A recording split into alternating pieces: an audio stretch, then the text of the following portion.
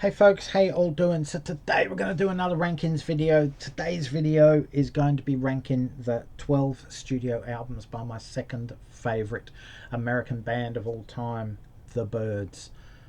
Before I get into it, I just want to say I don't own anything on vinyl. It's all compact disc. I don't own their 1973 original band members reunion album that is self-titled. I've heard it. I don't like it. I've never bought it because of that. I do own the other 11 albums, and you can find these in this box set here, which you can buy all the usual suspects online. Very well priced. Each of these albums have anything up to 8 to 10 extra tracks on them, which are unreleased tracks, B-sides, live tracks, tracks that are sung by different band members to see which version they prefer to go on the album, etc, etc. So well worth the money. It's fairly cheap as well for 11 studio albums. It's actually 12 CDs in it, but yeah, 11 studio albums. You get a booklet as well, so very, very good stuff if you've got a vague interest in the Byrds. So the Byrds, they had a very tumultuous, toxic, volatile relationship with each other. There must have been 15, 18 band members as a guess through their 11 studio albums. Just because of the infighting, alcohol abuse, drug abuse, etc, etc, people not getting their own way, people wanting to run the band, etc. And it seems that David Crosby was at the middle of all these dramas. Right or wrong, he seemed to be there with everything, and along with Crosby, Stills, and Nash and Young, he seemed to be in the middle of all the turmoil and infighting that happened there, along with Neil Young. So it wasn't all his fault. Not everything is bad that he decided or wanted with both bands, but he seems to be, at the centre of it all, one way or another. Not putting him down because he did die last year. R.I.P. David Crosby, great musician, but he was headstrong. And you'll see through these albums that their styles change and different music sounds come in, and that usually happens with different members coming into the band. They instill a bit of themselves and the band latch onto that and improve. So yeah, they were a very, very good band, although they did have a lot of troubles in the studio and on stage and in their personal lives with various things. But sometimes that's what it takes to be a successful band. Keep everything on the edge like it was. Anyway, let's get on with these albums. At number 11, I have 1968's The Notorious Byrd Brothers. This album sounds a bit wishy-washy to me. It sounds a bit disjointed, forced. It just doesn't sound cohesive or planned. It just seems like a collection of different styles. And just put together to release an album, as opposed to a thoughtful process of delivering an album. It's still a good album though. So yeah, my favourite tracks, when I mention favourite tracks, I'm going to try and mention tracks that these guys wrote themselves, original songs. Otherwise we'd be putting Bob Dylan songs up every time as saying best song, best song. I mean, it's obvious most bands couldn't do what Bob Dylan did, and they did excellent versions of Dylan songs. Anyway, my favourite tracks on here, going back, and John Robertson, the album comes in at 6 out of 10 for me. At number 10 on my list, we have 1971's Maniacs. It's their 10th studio album. Initially when I first heard this one, I was going, oh my god, please don't let it be their trans album. And if you know Neil Young, you'll know his trans album and how electronic and futuristic the cover looks on there, and that's what this looks like to me. But yeah, thankfully not. It is a good album. It's still messy and disjointed in places, just like Notorious Byrd Brothers for me. There's so much happening on here. There's gospel, there's bluegrass, there's folk rock, there's folk. There's a couple of novelty tunes. Never been a fan of novelty tunes. I do like some novelty tunes, but not overall. The first half of this album is excellent. The second half just wanes and wears a bit thin for me.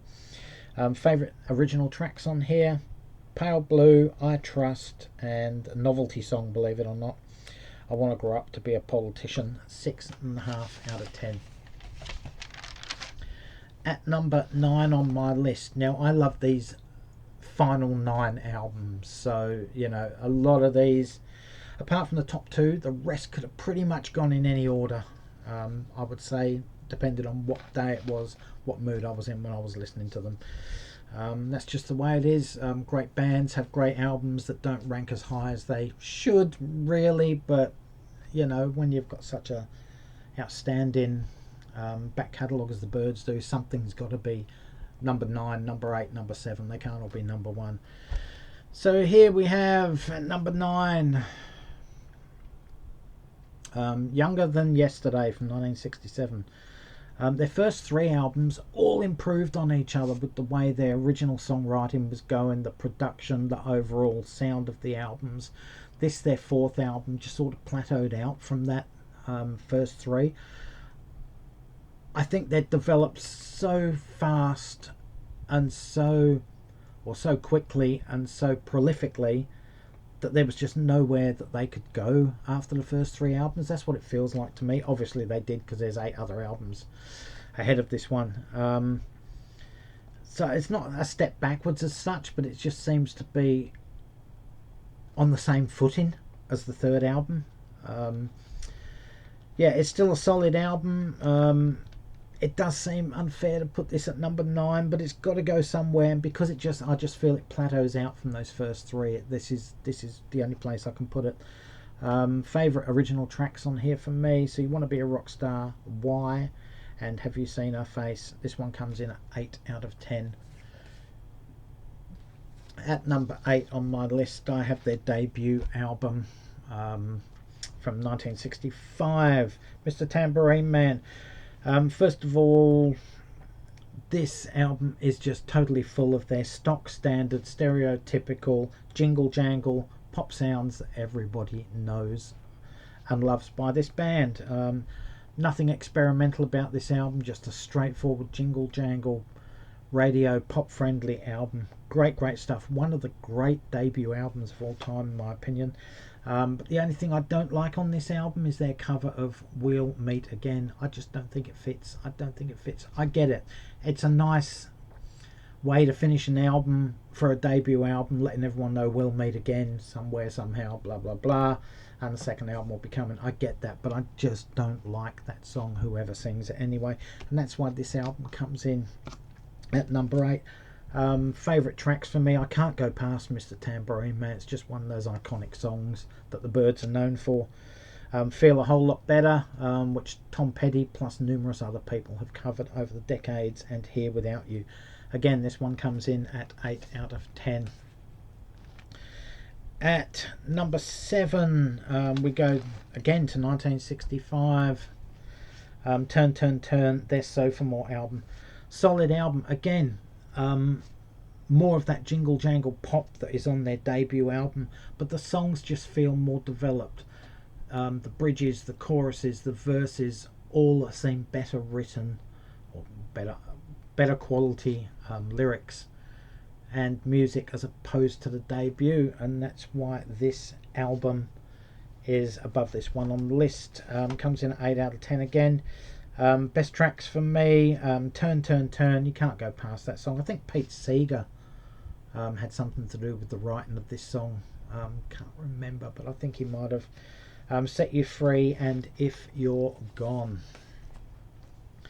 At number 6 on my list, we go to 1977, and it is Farther Along, their 11th album.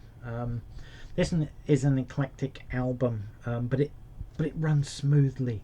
It feels like there's a purpose to this album, and the track listing is all done very purposefully, so it ebbs and flows really nicely. There's folk on here, there's folk rock, there's southern rock, there's bluegrass, there's hints of gospel, there's even a blues rock track. solid album that seems so low, coming in at number 6 for me. I would love to have had this a lot higher, but it just couldn't go higher than what it is, sadly. Favorite original tracks on here for me are Tiffany Queen, Antique Sandy, and BB Class Road. This one again comes in at 8 out of 10. Number 5 on my list, we go to 1969 for their 7th studio album, Dr. Byrds and Mr Hyde. As I said, it's their 7th album. There's basically two styles on this album. We have the psych rock sound and country. Sometimes they're intermingled and you get psychedelic country as well, but yeah, just an incredible album. I love the way they blend and the two distinct styles seem to work together. There's 2 Dylan pen songs on this album that could so easily have been 3, because Bob Dylan did write Lay Lady Lay specifically for the Byrds at this time for this album. They, however, did not complete the song or did not start it, I can't remember, but it wasn't on the album and Bob Dylan decided to end up recording it himself. Roger McGuinn wrote the majority of the tracks on here. I think everything except for the 2 Dylan tracks, and yeah, they're just absolutely sublime in my opinion. Great stuff. The 2 best songs on this album for me, the 2 standout ones, Child of the Universe and Bad Night at the Whiskey, which I believe from memory was a single. The album comes in at 8.2 out of 10, and as I said, I love all these albums. Number 4 on my list, we go backwards to their 3rd album, 1968's Fifth Dimension. No Dylan covers on this one. Their first 2 were loaded with Dylan covers. No jingle jangle guitars neither. This one's full of strings, there's sitars involved. It's experimental, it's ambitious and transitional to what would come after this album. So first 2 albums were full of that jingle jangle pop that I mentioned that they're so well known for. To take a band that is so successful and just reinvent them in another way, that shows balls, and not have any cover versions on here, it just shows how much confidence these guys had by the time they were recording and releasing their 3rd album. A solid album, and it shows a band growing confidence in their abilities as singers, songwriters, and with their production staff. 8.4 out of 10. Favourite originals on here for me, Mr Spaceman, 8 Miles High, and the title track 5D or 5th Dimension, sorry.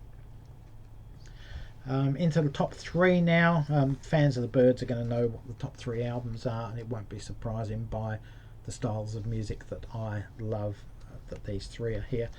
So at number 3 on my list, I have their 9th studio album. This was released in 1970. It was titled Untitled. It's a double album. The first album, or the first vinyl LP, is all live material. The second is brand new studio stuff. I would have liked to have seen them release this as 2 separate albums. That way they could get money for 2 different releases, a live album and a studio album. But it is what it is. I don't have a problem with it. It's good to have a live album with a studio album, which is really good. It's folk sounding. I'm not looking at the live album on this, just the new studio album, studio tracks. It's folky, there's splashes of folk rock on here as well, and country crossover. Yeah, there's not much else I can say. It's just a folk album, it's a country album. They've gone back to what they started doing basically, but there's no jingle jangle guitars, but it is folk rock. Favourite original tracks on this one for me, Chestnut Mare, which is one of my favourite songs of theirs of all time, regardless of the album or not being a single. All the Things and Yesterday's Train, 8.6 out of 10 for me. Getting into the top 2 now. Number 2, we go to 1969 for their 8th studio album. The Ballad of Easy Rider. No, it's not the soundtrack to the movie Easy Rider. However, the title track from this album was the theme song for the Easy Rider movie. I guess someone thought that it would be a good idea to put that song on this album, call it Easy Rider, and hopefully pick up some album sales, because by this time they were tanking with every album they sold. They just barely couldn't make the charts, so this was a way to try and make the charts again, being part of a successful movie, which of course it didn't sell very well. Bob Dylan actually co-wrote the Easy Rider song with the Byrds, which a lot of people aren't aware of, but you are now, and those that are, well, you already know that anyway. It's acoustic folk basically for the main part. There's a couple of crossover songs thrown in which liven up the album slightly, but I like folk rock, and this is an excellent album. It's one of my go-to albums for the band actually. Favourite original songs on this album are the title track, Gunga Din, and Jack Tar the Sailor. 9 out of 10. Which leaves one album fans are going to know what it is, and it's their 6th studio album, Sweetheart of the Rodeo, released in 1968. Graham Parsons was with the band for this album and this album only. He wrote most of the tracks, and he also sang. I don't think he sang on every song. He may well have. But either way, it sounds more like a Graham Parsons album than a Byrds album to me. It has all the crossover sounds that you would expect for a Graham Parsons solo album. No, there's a Woody Guthrie song on here, and there's a Merle Haggard song, and two Bob Dylan songs also. But I think Graham Parsons wrote the rest of these. Anyway, it's almost hailed as the first true Americana album when they trace the roots of music back. That doesn't surprise me. Graham Parsons was Americana, country crossover, excellent artist, and he actually elevated the band to a high level with this album. He took them to another level where they hadn't been, in my opinion. I know this album doesn't rank as high with a lot of other people as it does with me, but I just love the sound that Graham Parsons brought to the band with this album. To me, it is their greatest album, bar none. It's a double album. I can listen to this all day long. Favourite tracks on here for me, Hickory Wind, 100 Years From Now, and I Am a Pilgrim. Okay, I Am a Pilgrim is a traditional song. They've just reinvented it for their sound, or Graham Parsons did. Anyway, excellent album. 9.4 out of 10 for me. So there you go, folks. That's my ranking of the studio albums by my second favourite American band of all time, the Byrds. Leave your comments in the comment section below. Let me know what you think. What would your rankings be? What are your favourite Byrd songs? Do you rate the Byrds as highly as I do? Anyway, guys, thanks for watching. Stay safe, take care. All for now. Catch you around the end. Bye, folks.